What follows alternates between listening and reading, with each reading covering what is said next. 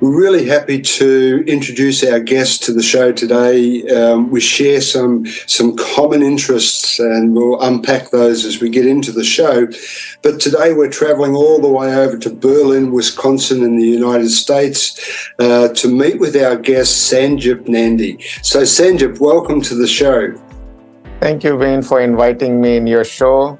I hope your audience will be able to benefit from our conversation.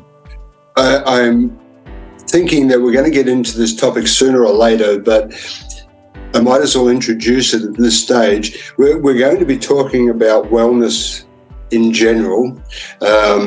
We'll touch on areas of meditation, we'll touch on brain science, we'll touch on a number of things around the connection between brain and body, and you're also in the process where you have an app that you've created, which is really a wellness app, but it's not your typical wellness app, I would like to say. It's not only focused on meditation practices, it's focused on the whole gambit of wellness.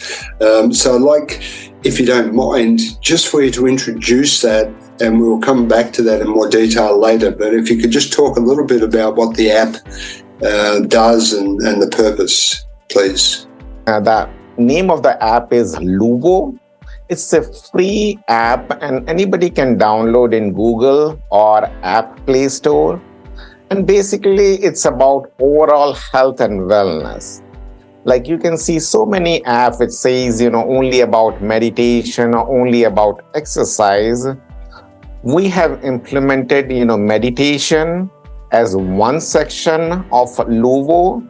Then we have implemented exercise. So it will count the number of steps you take, distance traveled, and the calories burned. And you can have a graphical representation like every day, weekly basis, monthly basis, and yearly basis, so that you can track it. Like, how many steps you have taken the previous month and how many you are taking, this month or the previous day. And the same thing with water intake.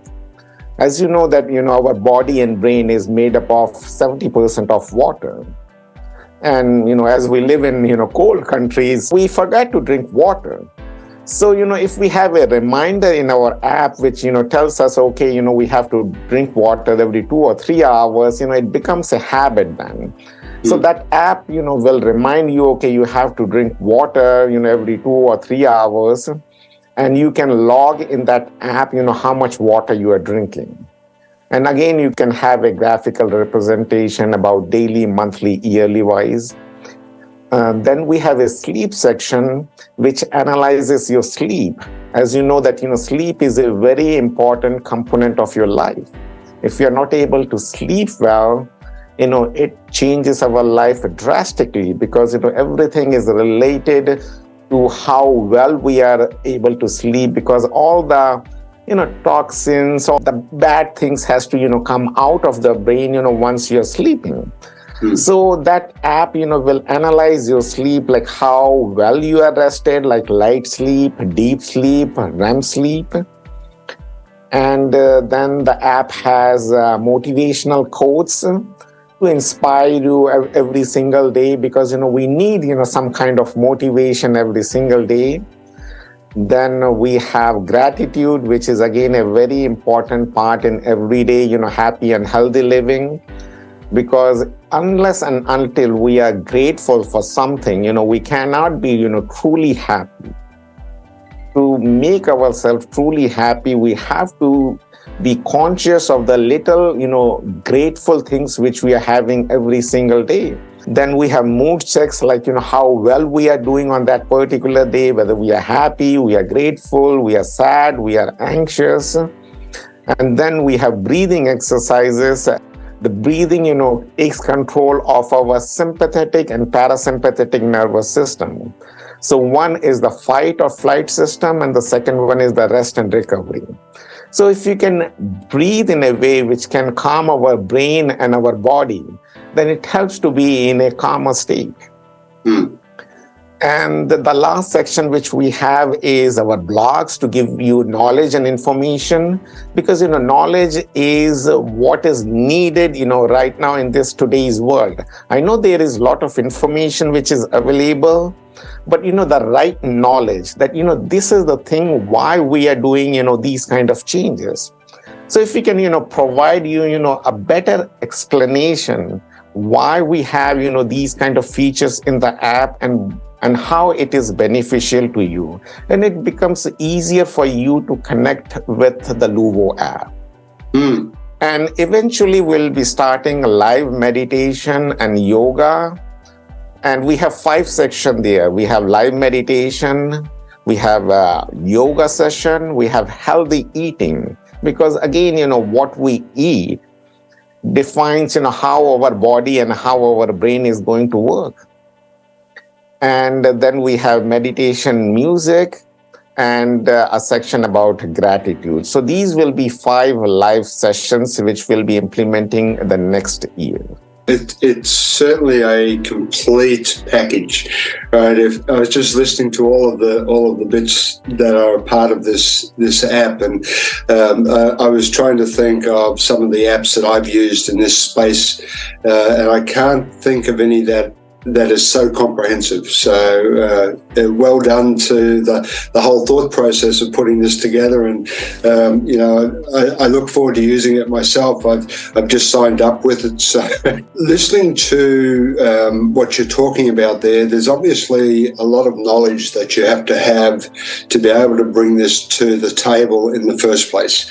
And I know in our conversation previously and in the lead up to going live on this recording, you've done studies in brain and body, and I wonder if we can just talk a little bit to that at the moment. So where did that interest come from? What started this whole journey for you?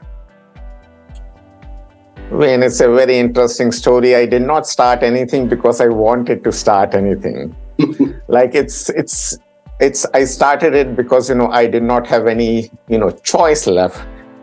So from 2013 to 2016, I was struggling in my life because of circumstances beyond my control. I was restless. I was in, pain, fear, anger, resentment, and my life was going downhill. And I realized at one point that, I have to do something because, I was in that state on and off for 2 or 3 years. So in 2016, when I was thinking deeper and deeper, I thought, what should I do today so that it will, control my restless mind? Because we all live in this 3-pound jelly of mass, which is called our brain. And you might have heard that it is called the monkey mind because it is very restless, but very powerful at the same time. And when you are dealing with negative thoughts or emotions, you kind of, keep thinking the same thought over and over again. And sometimes it becomes, harder to come out of that negativity. And the same thing was happening with me. So to control this restless mind, I took a decision that, I have to do something. And I started my self-transformation journey in 2017. So as I am from India and, the meditation has started in Eastern culture, so I thought of doing meditation for 5 or 10 minutes and see that whether it will be helpful to me or not. So it was a hit and trial method. And, after doing it for 6 to 8 weeks, I, see changes inside me that, I was not overeating because, what used to happen, when I was in a stressful state, I used to overeat to compensate that stress. Because, the energy has to go somewhere. And when we overeat, all the energy goes to digest the food. So I was not overeating more, my drinking habits was less. I was a little bit, less. I was more calmer than I used to be before. And once I saw these changes, I started reading a lot about, meditation and, how it scientifically changes our brain. And once I got all these information that, how it is changing your brain and how it is doing, other things in your body at the same time, because our brain and body is all interrelated, which is called the body-mind connection. When we are going through a stressful state, our body gets affected at the same time. And, there is a direct connection between the brain and the gland in the body, which is called adrenal medulla, which releases stress hormone at the time of stress. So in simple terms, the brain tells the body to release stress hormones. And when you are in a stressful state, your body immunity goes down. Once your immunity goes down, you are prone to, more diseases. Your cholesterol level goes high, your blood pressure goes high, and, your blood sugar level also increases. So, because of these stress, so many changes happen in the body. And again, chronic stress is bad. Like, when you are in a negative situation for a long period of time.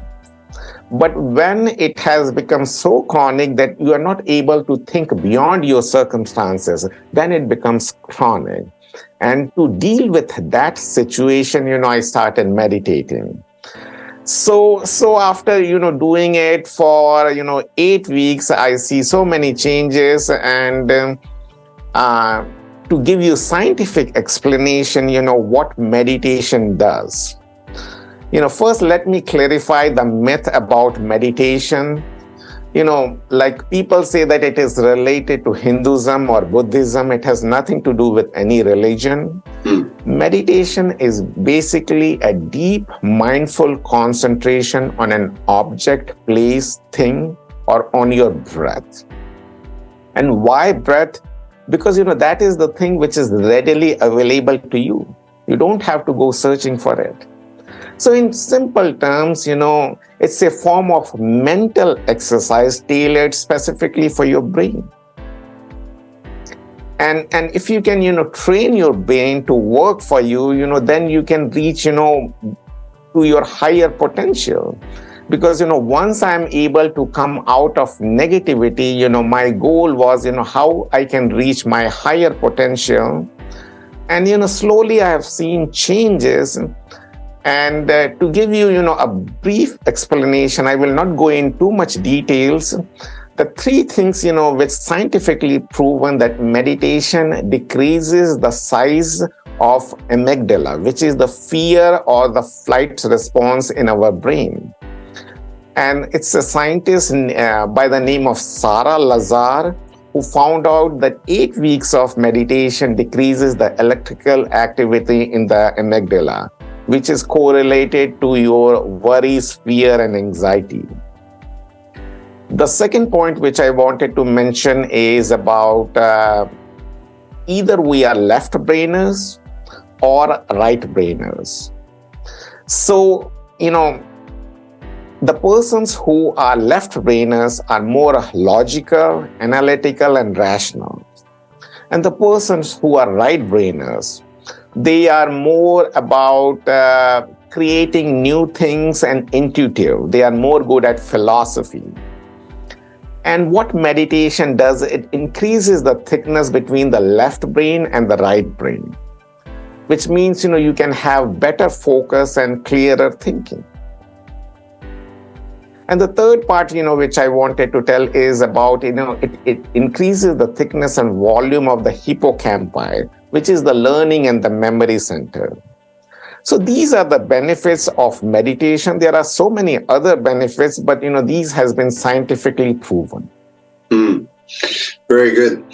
And I know we spoke at one stage about mindfulness versus meditation, and you have a perspective about the difference or the similarities between the two. So in Eastern culture, the word meditation is used more widely. And in Western culture, the mindfulness word is used more widely. But it's one and the same thing. There is nothing much difference because it's all about focus and concentration. Our intention is not to become monks. Our intention is to live a life which is happy and healthy. And to live a happy and healthy life, we have to, have a control of this mind. And to have a better focus and concentration so that, it can take us to different, level of our happy life. Right. So as we look at the brain itself, its primary function is survival, right? To help us survive, and that's where we've come from with it. It looks at threat and reward, and if we want to paraphrase it, it wants to minimize threat, maximize reward.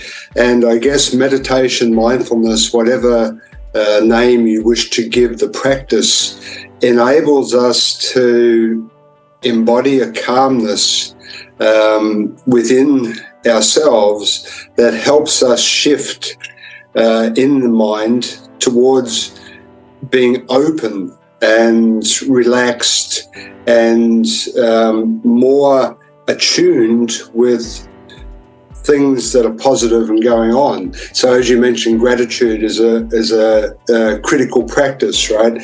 The whole premise of using meditation for helping your brain and your body to be in a fitter state is something that I think is extremely useful for all people.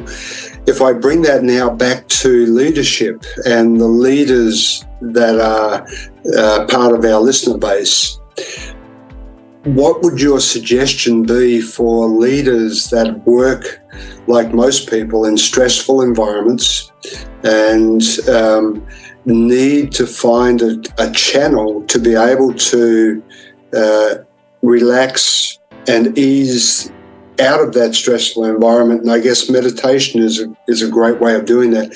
What is your suggestion for leaders to start this practice if they're not doing it already? For the leaders, as they are the role models, and it can be a leader or it can be the CEO or it can be teachers, we all need concentration and focus to function well in our life. If we can focus and concentrate, then only we can become, great leaders. Once you are able to increase your focus and concentration, you can have better clarity of your thoughts, and you can become, more intuitive, because when you are dealing with so many, situations in this world, we don't know what is the right decision, because having a clear vision and having a clear thought only will make you, a better leader, in spite of, all the negativity, all the doubts which is going through. And the second thing, which I wanted to mention is, fear. Fear is the number one reason which is stopping us from doing, bigger things in our life. It may be a leader or it may be the CEO of a company. If we have less fear, we are able to, take control of the situation in a more positive way. And as you know that, fear paralyzes the thinking and the reasoning part of the brain, which is the neocortex, and it hijacks the amygdala, which is the emotional part of the brain. It not only causes havoc in the mind, but also in the body. And when your mind is in stress, your body will act and behave in the same way. So to become a good leader, you have to have, your fear in control, because, if you're less fearful, you are able to take better decisions. And the third thing, which I wanted to mention is about emotions. As Dale Carnegie told that, human beings are not the creatures of logic, we are creatures of emotions. And as a leader, if you are able to control your emotions and you can regulate your emotions in a well-channeled manner, then you are able to, understand the emotions of the other human being. Because, if as a leader, I can, understand that, I am getting agitated or, or I am getting angry, if you are able to, control that emotions, you will be able to speak with your colleagues in a better way.